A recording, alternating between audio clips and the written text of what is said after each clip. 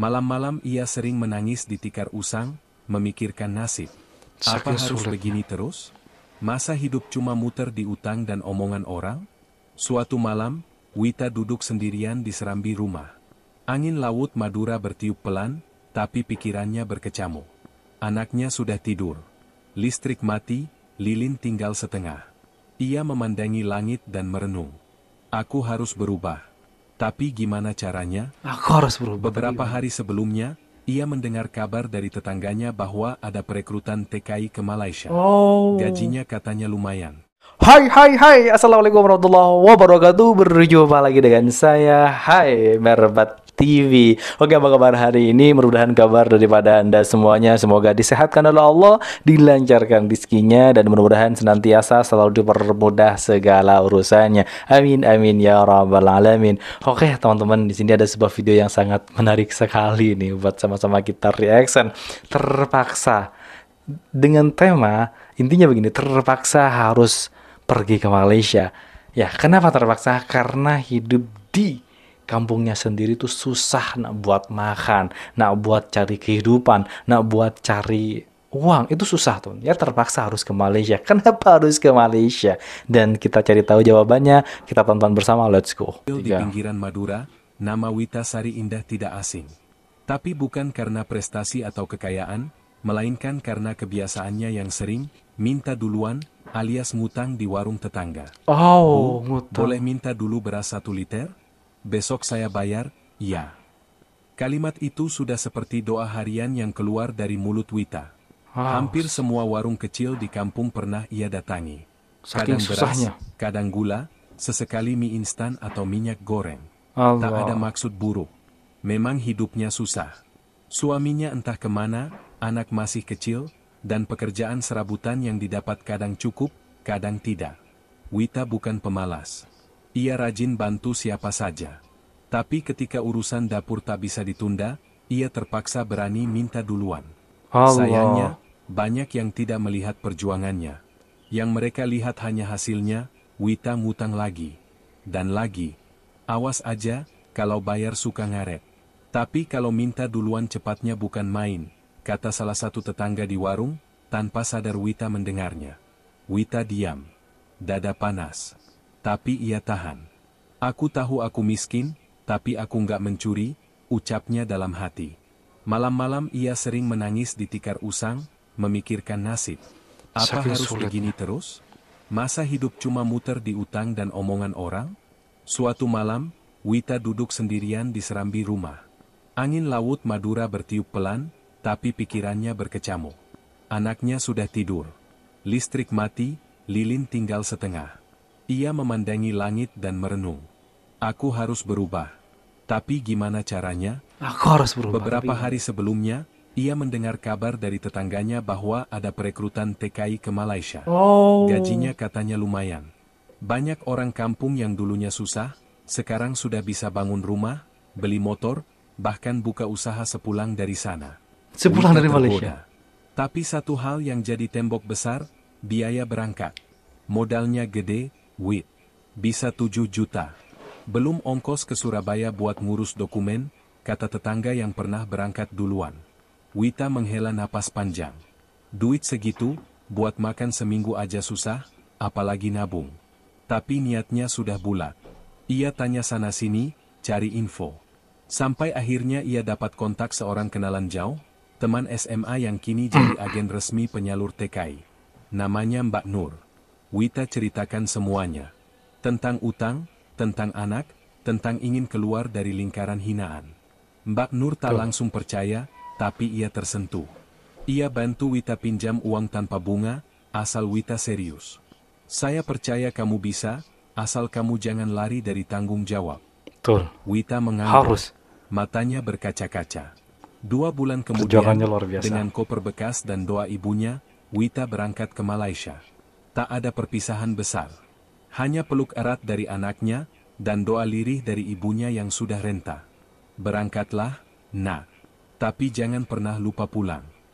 Sesampainya di Kuala Lumpur, Wita langsung merasa seperti semut kecil di tengah rimba besi. Bangunan tinggi, suara kendaraan, dan bahasa campur-campur membuatnya pusing. Ia ditempatkan di sebuah rumah besar di daerah Petaling Jaya. Majikannya seorang keluarga Melayu Tionghoa. Awalnya Wita takut. Tapi ia tahu, ia harus tahan. Pekerjaannya tidak ringan. Mulai subuh sudah harus bangun. Bersih-bersih rumah lantai 2, cuci baju, jaga anak, masak, sampai tidur pun sering lewat tengah malam. Badannya sering pegal, apalagi belum terbiasa. Tapi Wita tidak pernah mengeluh. Ia ingat anaknya. Ia ingat utang yang harus dilunasi. Ya, Ia betul. ingat hinaan orang kampung yang terus membekas di hati. Pernah suatu malam, saat tubuhnya hampir roboh karena lelah, ia duduk di lantai dapur sambil menahan tangis. Apa aku kuat 10 tahun begini, pikirnya. Tapi esok pagi, ia tetap bangun pertama. Menyapu halaman, menyiapkan sarapan, dan memastikan semua rapi sebelum majikannya bangun. Sikapnya yang sopan dan kerjanya yang cekatan lama-lama membuat majikannya mulai percaya. Meski keras, mereka tak pernah memaki. Jika ada salah, Wita ditegur baik-baik. Bulan demi bulan berlalu. Uang pertama yang ia kumpulkan tidak ia pakai beli apa-apa. Semua ia kirim ke ibunya. Sebagian untuk bayar utang ke Mbak Nur. Sisanya untuk keperluan anak dan adiknya di kampung. Setiap menerima transfer, ibunya hanya bisa menitikkan air mata. Uang itu memang tidak Perjuangannya banyak, luar biasa. tapi cukup untuk beli sembako dan bayar utang yang selama ini jadi beban. Yang paling menggetarkan hati Wita adalah ketika ibunya bilang lewat surat. Sekarang kalau ke warung, ibu nggak malu lagi. Mereka tahu kamu kerja keras di luar negeri. Terima Masya kasih, Allah. Nak. Kata-kata itu jadi bahan bakar. Meski lelah dan jauh dari rumah, Wita tahu bahwa pengorbanannya tidak sia-sia. 6 bulan pertama di Malaysia berjalan seperti lari maraton tanpa istirahat. Tapi satu hal yang Wita tunggu-tunggu akhirnya datang, transfer gaji pertamanya. Setelah dipotong biaya administrasi dan ongkos keberangkatan, sisa yang bisa ia kirim ke kampung memang tak besar, sekitar 1,5 juta rupiah. Tapi bagi Wita, itu seperti emas. Di kampung, sang ibu menerima kiriman itu lewat kantor pos. Ia sampai gemetar saat mengambil amplopnya. Tangannya menggenggam erat, matanya berkaca-kaca. Ia langsung pergi ke warung Ini kisah terdekat, benar, Rin. tempat di mana Wita dulu sering ngutang. Ini buat bayar utang sari yang kemarin, Bu, katanya lirih. Pemilik warung kaget, lalu tersenyum. Alhamdulillah, Wita sudah kerja di luar, iya? Berita itu cepat menyebar. Orang-orang mulai bertanya-tanya. Kerja di mana sekarang? Kok bisa kirim uang? Beneran Wita yang dulu suka ngutang itu? Tapi Wita tak punya waktu untuk peduli omongan mereka. Di Malaysia, ia tetap fokus. Ia tidak beli barang mewah. Tidak sibuk pamer di media sosial. Ia bahkan belum sempat beli baju baru. Semua gaji dikirim, sisanya disimpan untuk satu tujuan besar, membangun rumah. 5 tahun Wita bekerja tanpa banyak cuti. Beberapa kali ia ditawari pulang, tapi selalu ia tolak. Nanti saja, kalau rumah sudah berdiri, begitu ucapnya ke ibunya lewat telepon. Saking semangatnya, saking ingin memperjuangkan hidup keluarganya yang awalnya dihina, dia rela meninggalkan keluarga kesayangannya di Madura. Ini Pulau Madura, teman. Banyak yang seperti ini. Memang diremehkan sebelumnya, tapi apa yang terjadi setelah pulang ke Malaysia? Amazing. Punya usaha, punya rumah, bisa beli tanah. Ini fakta. Dan kebanyakan seperti itu orang Madura. Saya ini asli orang Madura, teman-teman. Kampung saya ini banyak yang merantau ke Malaysia. Pulang-pulangnya sudah tidak mau ke Malaysia lagi karena sudah punya modal buka usaha. Sukses sekarang, luar biasa. Rumahnya besar-besar, ada yang punya mobil. Wow, Masya Allah. Terima kasih Malaysia. Malaysia ini benar-benar merubah ekonomi kehidupan orang-orang yang susah di Indonesia, teman-teman ya. Akhirnya, di tahun kelima, Wita mengajukan cuti pulang kampung selama 2 minggu. Ia pulang bukan untuk liburan, tapi untuk memulai pembangunan rumahnya. Ia datang tanpa sorotan, tanpa koper besar, tanpa hiasan. Tapi langkahnya mantap. Ia membawa denah rumah dari hasil konsultasi dengan tukang bangunan di kampung. Rumah itu dibangun di atas tanah peninggalan ayahnya. Dulu hanya berupa gubuk reot, kini akan jadi rumah tembok. Beberapa tetangga keluar rumah ketika melihat Wita turun dari mobil travel. Wita pulang, seru seorang ibu. Wih, sekarang gemukannya, makmur, kata yang lain, separuh kagum, separuh heran. Wita senyum, tak banyak bicara. Ia langsung bertemu tukang, menyerahkan uang muka, dan menjelaskan konsep rumah sederhananya. 2 kamar, ruang tamu kecil, dapur, dan kamar mandi di dalam. Tak muluk-muluk, tapi cukup nyaman untuk hidup layak. Selama 2 minggu, Wita ikut mengawasi pembangunan. Ia beli bahan bangunan sendiri, mencatat pengeluaran, dan bahkan ikut mengaduk semen. Orang-orang mulai melihat kesungguhannya. Mereka tak bisa lagi memandang Wita sebelah mata. Yang dulu sering nyinyir, kini malah nimbrung. Hebat juga ya si Wita. Dulu sering ngutang, sekarang bisa bangun rumah. Wita hanya tersenyum. Dalam hati, ia tahu, ini baru awal. Setelah rumah berdiri setengah jadi, Wita kembali ke Malaysia. Tapi kali ini, semangatnya berbeda. Ia sudah merasakan hasil dari kerja kerasnya. Luar Rumah biasa. itu seperti mercusuar kecil yang memandunya untuk terus maju. Tapi ia tak mau berhenti di rumah. Ia punya mimpi kedua, buka minimarket.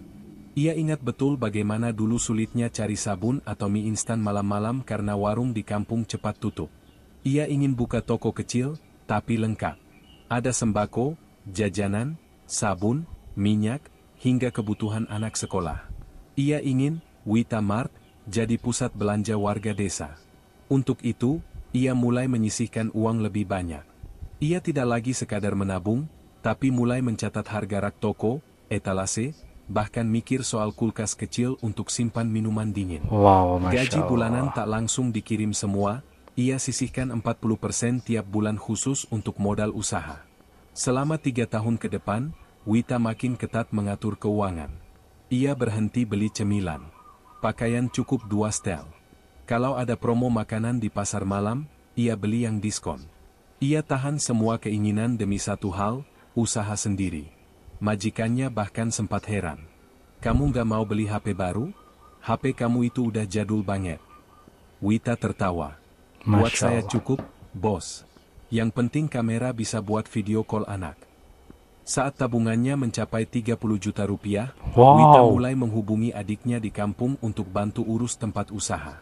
Ia Wow. sudah punya lahan kecil di samping rumahnya, cukup untuk bangun kios 3x 5 meter. Dinding dari batako, 3 kali 5 atap meter. seng, lantai semen. Sederhana, tapi siap jualan. Tahun ke-10, Wita pulang Wow, untuk 10 tahun. selamanya. Ia sudah cukup kerja di luar negeri. Kini saatnya mewujudkan mimpi berikutnya. Wow. Wita Mart Gila, berdiri gelisah. tepat di depan rumah barunya. Mini market kecil itu berdiri sederhana, tapi mencolok di kampung. Nama, Wita Mart, terpampang jelas di papan kayu di atas pintu. Setiap harinya, anak-anak datang beli jajanan, ibu-ibu beli sabun dan sembako. Tidak butuh waktu lama, warung itu jadi tempat favorit warga. Yang menarik, satu persatu orang yang dulu suka julid dan nyinyir soal Wita, kini jadi pelanggan tetap. Oh, "Wit, jadi pelanggan sabunnya tetap. ada yang sachet, enggak?" Tanya Bu Hartini, yang dulu paling sering gosip soal Wita suka ngutang. "Ada, Bu. Mau satuan atau langsung sepaket?" Jawab Wita ramah, tanpa nada sindiran. Mereka sempat canggung. Tapi Wita tidak pernah membalas dengan Ini sindiran. bagus ini, Ia bagus. justru melayani semua orang dengan sopan dan senyum. Ia tahu, dendam tidak akan bikin hidupnya lebih baik. Suatu hari, tetangga yang dulu sinis bahkan berkata jujur, "Maaf ya, Wit. Dulu saya sempat salah sangka. Saya pikir kamu nggak bakal jadi apa-apa." Wita tersenyum. "Nggak apa-apa, Bu. Dulu saya juga sering bikin repot." Dan sejak hari itu, hubungan mereka pelan-pelan membaik. Wita tak hanya buka toko. Ia mulai berbagi rejeki secara rutin. Setiap menjelang lebaran, ia menyiapkan bingkisan kecil, minyak goreng, gula, dan kue kaleng. Ia antar langsung ke rumah-rumah tetangga, terutama yang dulu pernah ia mintai utang. Wow. "Saya dulu sering minta duluan, Dibalas sekarang loh. gantian saya yang ngasih," Dengan katanya kesuksesan. sambil tersenyum. Orang-orang awalnya sungkan menerima, tapi Wita menegaskan, ini bukan pamer. Ini bentuk syukur. Ia juga bantu anak-anak tetangga yang kesulitan biaya sekolah. Tak diumbar, tak diposting. Wow. Cukup diam-diam ke orang tuanya, bantu beli seragam atau alat tulis. Lama-kelamaan, Mantap. warga mulai melihat Wita bukan sekadar mantan TKI, tapi sosok inspiratif. Orang yang pernah dihina, tapi tidak patah, dan kini malah jadi orang yang paling banyak memberi. Wita bahkan diminta ikut rapat RT, diajak rembuk kampung, dan sesekali diminta jadi panitia acara warga. Dulu ia tak dianggap, sekarang malah sering dimintai pendapat. Wita sadar, tidak semua orang bisa pergi ke luar negeri seperti dirinya. Tidak semua bisa beruntung. Maka dari itu, ia mulai berpikir, bagaimana caranya agar anak-anak muda di kampung punya pilihan lain selain merantau jauh. Oke, teman-teman semuanya, itulah kisah yang luar biasa. Memang kebanyakan di kampung saya seperti ini, teman-teman. Diremehkan, direndahkan karena tidak punya. Memilih bekerja ke Malaysia, pilihan yang tepat sebenarnya, teman-teman. Karena apa? Setelah balik kampung, 5 tahun pun, 2 tahun cukup teman kerja di Malaysia untuk cari modal, asalkan tidak punya hutang. Itu kita bisa berubah ekonomi di rumah dengan cara buka usaha. Usaha di Indonesia 50 juta rupiah itu sudah bisa buka usaha di Indonesia. Dan insya Allah uang itu akan terus bertambah, teman-teman. Kalau kebingungan itu tinggal ke Malaysia. Malaysia itu benar-benar membantu dan benar-benar bisa merubah kehidupan ekonomi orang Indonesia yang benar-benar dari nol. Itu luar biasa Malaysia. Makasih Malaysia. Saya ucapkan terima kasih Malaysia. Oke, itulah video hari ini. Buat Anda semua yang suka dengan video ini, silahkan bantu dengan cara menekan tombol like, komen, dan share. Seperti biasa, jangan lupa di subscribe terlebih dahulu channel daripada Hai Merbat TV. Baik, kita ini wassalamualaikum warahmatullahi wabarakatuh.